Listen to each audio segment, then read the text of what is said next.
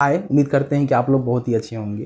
देखिए, जैसे कि आप सभी जानते हैं कि बिहार में जो है बेल्ट्रॉन के माध्यम से अलग अलग विभागों में डेटा एंट्री ऑपरेटर के पदों पे भर्ती को लेकर जो ऑनलाइन एप्लीकेशन फॉर्म है उसको शुरू कर दिया गया है। ठीक है, अगर आपने 10+2 के साथ 1 वर्ष का जो डिप्लोमा होता है कंप्यूटर में किया हुआ है तो फॉर्म को भर सकते हैं।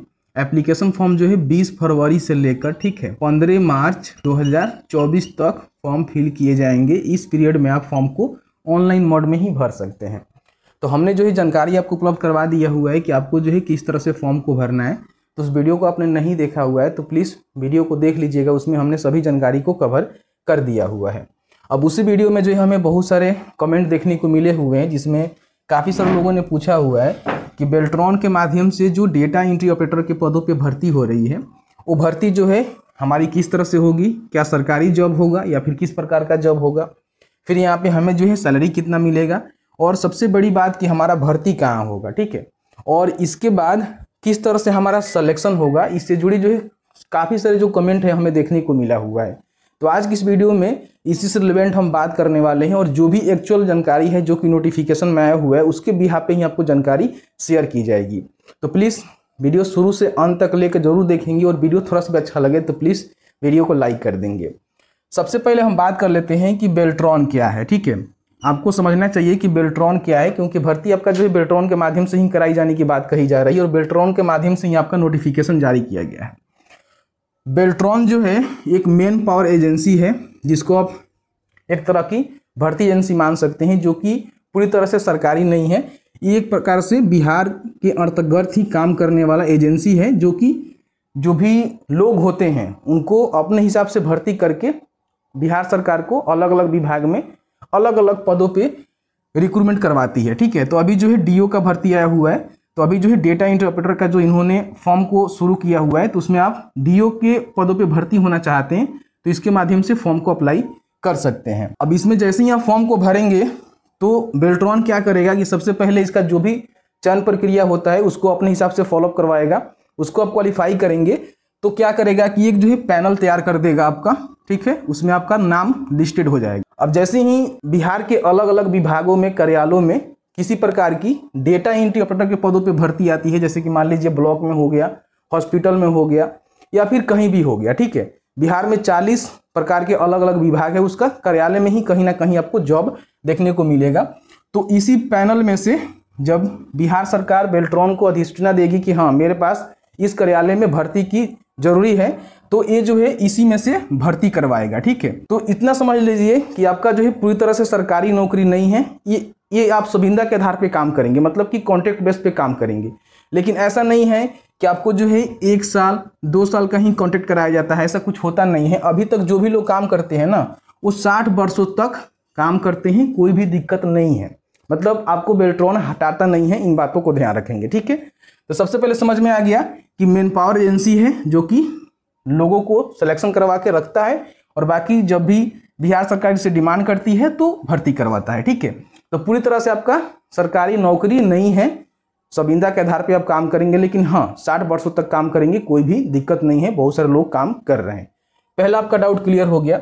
अब यहाँ पे हम बात कर लेते हैं कि इसमें जो है सैलरी कितना मिलता है। नोटिफिकेशन में देखेंगे तो सैलरी का इन्होंने जिक्र नहीं किया हुआ है कि आपको जो है कितना सैलरी दी जाएगी, लेकिन हम जो लोग काम करते हैं उनसे जब हमने बात किया तो उन्होंने बताया कि 17,000 से लेकर 18,000 सैलरी जो है हमें देखने को मिलता है। ठीक है, जो कि बेल्ट्रॉन के माध्यम से आपको उपलब्ध करवाया जाता है। बेल्ट्रॉन के नीचे बहुत सारे आउटसोर्सिंग कंपनी होती है जिसके माध्यम से आप लगते हैं, उसी के माध्यम से आपको प्रोवाइड करवाई जाती है। हालांकि बिहार सरकार कितना पेमेंट करती है, क्या करती है, उसके रिगार्डिंग हमारे पास कोई नॉलेज है नहीं, क्योंकि बिहार सरकार पेमेंट देती है बेल्ट्रॉन को या फिर जो भी कंपनी है, उसके बाद ही आपको यहाँ पे जो भी उनका चार्जेस होता है, जो भी कह लीजिए, वो कट होने के बाद आपको इतना मिलता है। इसमें जो है पीएफ भी मेरे हिसाब से कटता है, जो कि प्रोविडेंट फंड होता है, वो भी आपका यहाँ पे काटा जाता है, जो कि आप जब रिटायर करते हैं या फिर बीच में किसी प्रकार की कोई प्रॉब्लम होता है तो उसको आप निकालते हैं। ठीक है, तो पीएफ आपका कटता है। तो ये आपका सैलरी हो गया। इसको आप मतलब कि एक तरह से मान के चल सकते हैं कि संभावित मान के चल सकते हैं, कंफर्म नहीं है। ठीक है, सैलरी के रिगार्डिंग हमने जानकारी आपको दे दिया कि हाँ इतना आपको देखने को मिल सकता है, कंफर्म हो गया। अब यहाँ पे हम बात कर लेते हैं कि कहाँ आपका भर्ती होगी, क्योंकि ये भी एक बहुत बड़ा सवाल है। काफ़ी सारे बच्चों ने पूछा हुआ है, काफ़ी सारे लोगों ने पूछा हुआ है, मैं बच्चा कह दे रहा हूँ तो प्लीज़ उसके लिए माफ़ी चाहता हूँ, क्योंकि निकल जाता है। आप में से काफ़ी सारे लोगों ने कहा हुआ है। तो कहाँ भर्ती होगी मैं बताता हूँ। देखिए, भर्ती जो है अलग अलग बिहार के जो विभाग होता है, आप सभी जानते हैं कि 40 प्रकार का विभाग है, ठीक है, 40 प्रकार का विभाग है। तो इस विभाग के जो भी निकाय होता है या फिर कोई कार्यालय होता है, वहाँ पे आपका जो है भर्ती कराई जाएगी, जो कि आपके जिला में हो सकता है, आपके जिले के अंतर्गत दूसरे जिला में हो सकता है, कहीं भी आपका जो है भर्ती हो सकता है। और समय समय पे आपका जो है ट्रांसफर भी देखने को मिलता है, ठीक है। ऐसा नहीं है कि आप उस जिले में लग जाएंगे तो हमेशा वहीं पे काम करेंगे, समय समय पे ये जो है ट्रांसफर भी होते रहते हैं, ठीक है। तो मान लीजिए आपका ब्लॉक में लग गया, ठीक है, हॉस्पिटल में लग गया, या फिर कहीं भी किसी प्रकार की विभाग में डीओ की भर्ती है, वहां पे आपको काम दी जाएगी, डेटा एंट्री ऑपरेटर के पदों पे भर्ती की जाएगी, ठीक है, समझ में आ गया। अब यहाँ पे हम बात कर लेते हैं कि इसमें जो है चयन प्रक्रिया क्या है। जैसे कि आप फॉर्म को भरेंगे तो आपका जो है किस तरह से सिलेक्शन होगा। तो सबसे पहले समझिए कि इसमें जो है आपका एक कंप्यूटर आधारित परीक्षा होगा, ठीक है, जिसमें जो भी कंप्यूटर से रिलेटेड जानकारी होते हैं उससे ही सवाल पूछे जाएंगे। जैसे कि मान लीजिए कंप्यूटर का जो हार्डवेयर होता है, सॉफ्टवेयर होता है, उसके माध्यम से ही जानकारी पूछी जाएगी। जिसका जो सिलेबस रहेगा, मैंने प्रीवियस वीडियो में बताकर आप सभी को बताया भी था, वो वीडियो नहीं देखे हैं तो प्लीज़ देख लीजिएगा। आपको कहीं भी जाने की आवश्यकता नहीं है, आप खुद घर बैठे इसकी तैयारी कर सकते हैं। इसका जो सिलेबस रहेगा, NIOS का जो DO का सिलेबस है, जिसका कोड जो है 336 है, यहीं से जो है क्वेश्चन पूछे जाएंगे। क्योंकि इनका जो नोटिफिकेशन है उसमें देखेंगे ना तो इसको मेंशन कर दिया गया है कि जो भी NIOS का 336 DO वाला सिलेबस है वहीं से क्वेश्चन पूछे जाएंगे, उसके आधार पे ही आपको तैयारी करनी चाहिए। तो मैंने इसके लिए वीडियो बना दिया हुआ है, वीडियो नहीं देखे हैं आई बटन में है, प्लीज़ जाकर उसको देख लीजिएगा। तो यहीं से क्वेश्चन पूछे जाएंगे। टोटल आपका क्वेश्चन जो है 60 रहेगा, यानी कि 60 क्वेश्चन पूछे जाएंगे, जो कि आपका मल्टी चॉइस क्वेश्चन रहेगा। इसमें आपको विकल्प मिलेगा, उसको टिक करना होगा, और 60 अंक भी आपको मिलेंगे, यानी कि एक प्रश्न 1 अंक का होगा, और उसमें किसी प्रकार की कोई भी निगेटिव मार्किंग नहीं होगी, ठीक है। इन बातों को ध्यान रखेंगे। तो 60 क्वेश्चन पूछे जाएंगे, 60 अंक मिलेंगे, और 1 घंटा का आपका एग्जाम होगा, ठीक है, 1 घंटा का एग्जाम होगा, जिसमें इस कोड से रिलेटेड जो ही क्वेश्चन पूछे जाएंगे। तो सिलेबस आप जाकर यहाँ पे देख लेना, वहाँ से आप तैयारी भी कर सकते हैं। बहुत सारे वीडियो हैं, PDF ही है, वहाँ से आप तैयारी कर सकते हैं, क्योंकि कंप्यूटर से रिलेटेड ही जानकारी यहाँ पे पूछे जाते हैं। ऐसा नहीं है कि GK GS वगैरह पूछेगा, ऐसा कुछ होता नहीं है, ठीक है। जो भी क्वेश्चन रहेंगे कंप्यूटर से रिलेटेड ही आपका रहेगा। इसमें जो है कम से कम 50% आपको क्वालिफाई करने के लिए अंक लाने होंगे। जैसे कि मान लीजिए आपका 60 क्वेश्चन है, 60 अंक का है, तो इसमें से 50%, ठीक है, मतलब 30 अंक आपको क्वालिफाई करने के लिए लाना होगा। और ये जो है केवल क्वालिफाई होगा, इसका कोई भी अंक मेरिट में नहीं जुड़ेगा, ठीक है, समझ में आ गया। तो आप यहाँ पे क्वालिफाई कर पाएंगे, तो इतना का टारगेट है, इतना आपको लाना होगा, उसके बाद ही आप क्वालिफाई माने जाएंगे, नहीं तो पहले ही चरण में आप आउट हो जाएंगे, ठीक है। तो ये आपका क्वालिफाइंग मार्क्स रहेगा, जिसमें कम से कम 50% अंक आपको प्राप्त करना होगा। अब जैसे ही ये आपका एग्जाम हो जाता है, तो अगर कम लोग होते हैं, मान लीजिए कम मात्रा में फॉर्म आता है, बहुत ही कम लोग होते हैं, तो उस कंडीशन में क्या होगा कि उसी दिन आपका जो है टाइपिंग टेस्ट होगा, या फिर हो सकता है ज़्यादा लोग होंगे तो 2 दिन 4 दिन बाद भी हो सकता है। लेकिन नोटिफिकेशन पढ़ेंगे तो उसमें बोला गया है कि जब आपका एग्जाम होगा उसी दिन थोड़ा सा अंतराल देकर आपका जो टाइपिंग टेस्ट है वो टाइपिंग टेस्ट यहाँ पे कराया जाएगा, ठीक है। टाइपिंग आपका जो है हिंदी और अंग्रेजी में होगा। इन्होंने बताया हुआ है कि हिंदी एवं अंग्रेजी में होगा, लेकिन आप फॉर्म को भरेंगे तो उसमें इन्होंने ऑप्शन दिया हुआ है कि आप अपना टाइपिंग टेस्ट हिंदी में देना चाहते हैं, अंग्रेजी में देना चाहते हैं, या फिर दोनों में देना चाहते हैं। तो मेरे हिसाब से सबसे अच्छा रहेगा कि दोनों ही टिक करिएगा, आपके लिए अच्छा रहेगा। जैसे कि हमने वीडियो में बताया था आपको, तो हिंदी एवं अंग्रेजी दोनों का टाइपिंग यहाँ पे इन्होंने कहा हुआ है, लेकिन फॉर्म भरेंगे तो दोनों का जो है अलग अलग विकल्प मिल रहा है, ठीक है।